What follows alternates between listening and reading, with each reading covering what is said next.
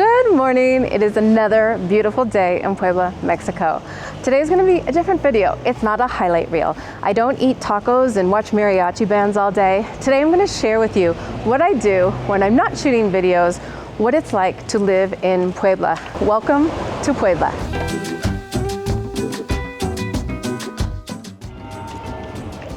All right, we are on our way to our last class at the Spanish Institute of Puebla. We've been taking Spanish classes for the last 2 weeks. It has been intense, but also I have loved it. So I have been traveling Latin America pretty much from 2010 to 2020, and I didn't take a lot of classes, so I would say my Spanish is functional. Everyone understands me, I understand them, but very messy. It was just a great opportunity for Alan to start to learn Spanish, also for me to fix my Spanish. And I'm kind of sad that it's the last day because I love my teacher. She has been fantastic. We are just a little bit late, maybe 5 minutes, but one of the things I learned from Laura, my teacher, is that in Mexico, you can be up to 15 minutes late and it's okay. So we're actually kind of early, maybe. Oh, there we go. Buenos dias. Not all Spanish schools are the same, and over the years I've had both good and bad experiences, but the Spanish Institute of Puebla has been an amazing experience.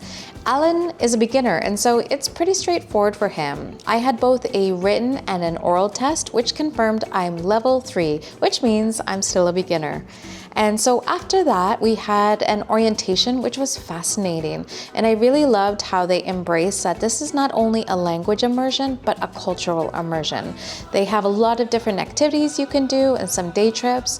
And they also really encourage you not to be politically correct and to have very open conversations about controversial issues with people, not only to share your opinion, but to really listen to theirs.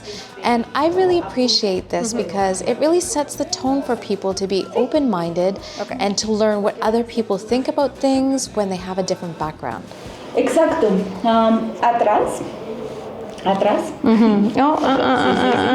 Atrás yo agregué una lista. No me encantan las listas, pero es posible. One-on-one classes for 4 hours a day is exhausting, but I love talking to Laura. She is an amazing teacher. She tailored classes to topics I was interested in, like women's rights in Mexico, gentrification, how people really work and survive in Mexico, and the most recent cultural appropriation by Adidas.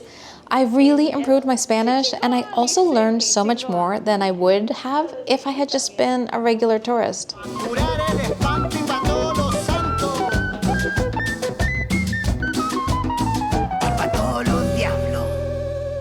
After class, we actually have lunch included, and it's a buffet. You can try different Mexican foods every day. The nice thing is they have a lot of variations.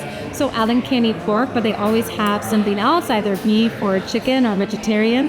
And it's actually just really nice not to have to think about going to eat somewhere. And we are done at the Spanish Institute of Puebla.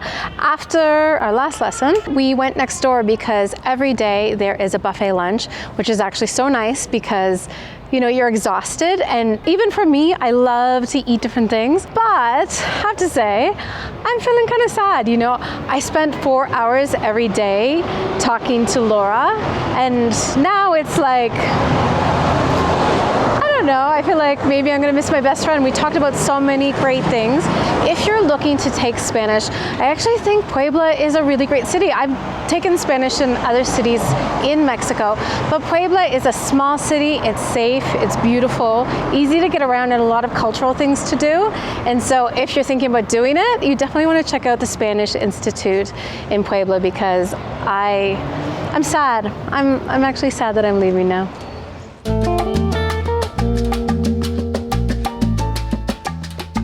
All right, I know that we just showed you what food was like at our school, but it's the next day, and I just can't shoot this video without sharing the typical way to eat lunch in Puebla. It is 2 p.m. and we're going for Comida, Corrida.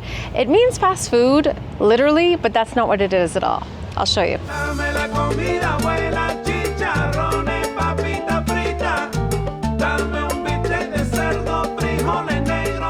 Hola, buenas tardes. ¿En primer tiempo es sopa de pasta o sopa de verduras?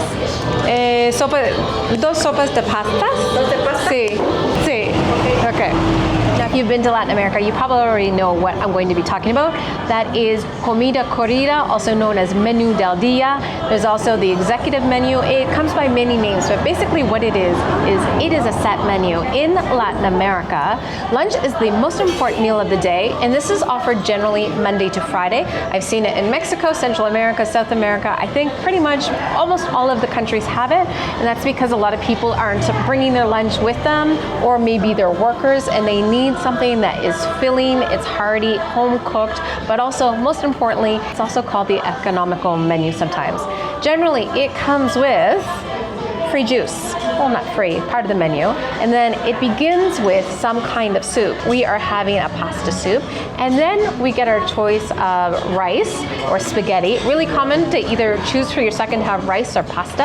And then you get your main plate. They also give you, I forgot, this is essential, they give you tortillas, as much as you want. If you run out, there's always more. I think it's always a good idea because you just get to try a lot of different food. Also, a lot of home-cooked food, Mexican, local, that maybe that you would not have if you went to a restaurant. Let's try, guys. Oh, Sweet? nice. It's different. It's savory. It is kind of curry for me in Indonesia. So Angelina said this is a specific bread they call torta. This is it. Did you know torta means dessert in other countries? No. Yeah. I just knew in here because this is very new for me. Mexico is different. Yeah. Great. A secret that we have not shared is that the most famous dish in Puebla is mole poblano. And Alan and I actually don't like it. I don't want to get kicked out of the city for that, but we both find it too sweet. So when I saw this, I was like, oh no, maybe this is sweet.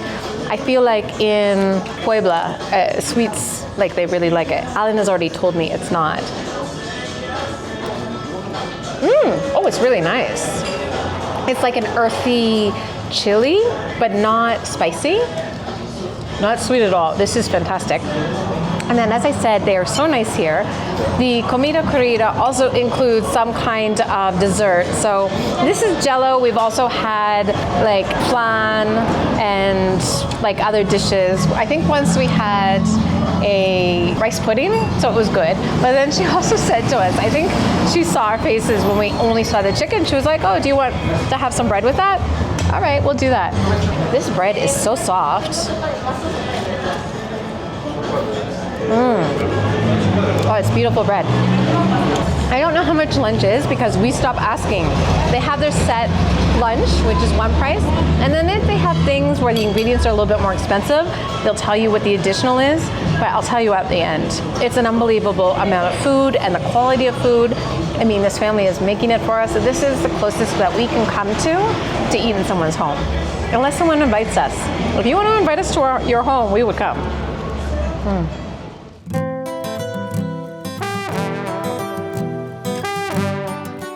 All right, that was fantastic. That was 65 pesos each, and it included the beginning soup, the pasta, the chicken, the tortillas, and then the bread that she gave us because she thought we needed it, Jello, and a drink.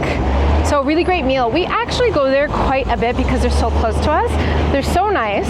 And then also they do takeout for an extra 5 pesos just to cover, oh my goodness, all the plastic that we use. I've started to tell them like no cutlery, and we brought some of our own Tupperware for them to put it in.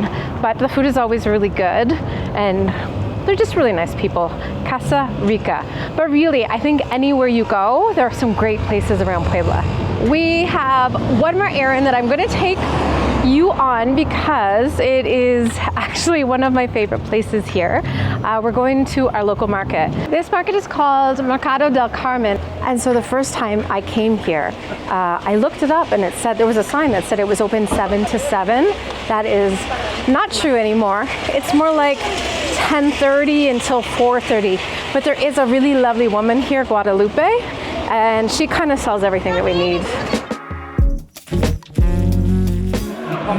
Ah, buenos días, buenas tardes. Guadalupe está aquí. Guadalupe. Ah, ok. Hola.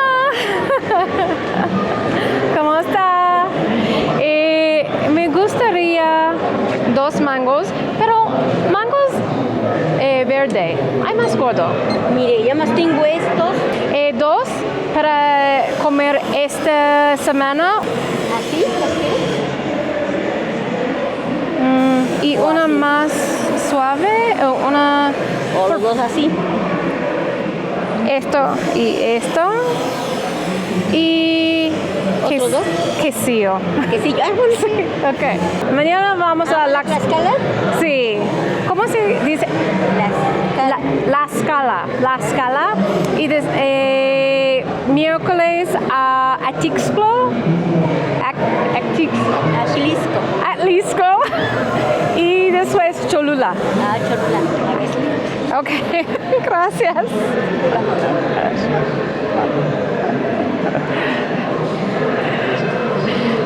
She always gives us something to try. So the first time we came here, she's so sweet, and she knew about Komodo dragons from Indonesia, so she was so excited to meet Alan. But also we ended up getting mangoes from her. I got some tuna, which is a cactus fruit.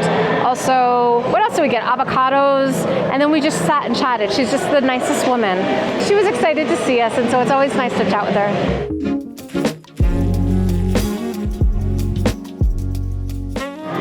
La última vez comimos casi todo en una noche, porque es muy delicioso. Ah, gracias. A 30 el kilo. Sí, bastante. Ahí, con eso o más. No quiero ser gordita. ¿De queso? Medio kilo. Ok, perfecto. Okay. Just give her 135. Yeah. Yeah. Gracias. Okay.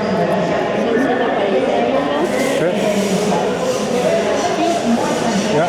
Ahí te le doy su cambio. ¿Completo? Oh, no, está bien. No, No. necesitamos. Yeah. Yeah, okay. Mango, Mango. Okay. queso. Gracias, Guadalupe. Okay. Hasta luego. All right, so we are going to take some of the cheese, probably eat a little bit, and then we have to run some errands that are honestly not that interesting in the neighborhood. So we will join you again for dinner. And it's gonna be in the park, and it's probably one of the most common places that we eat. We're there at least once a day.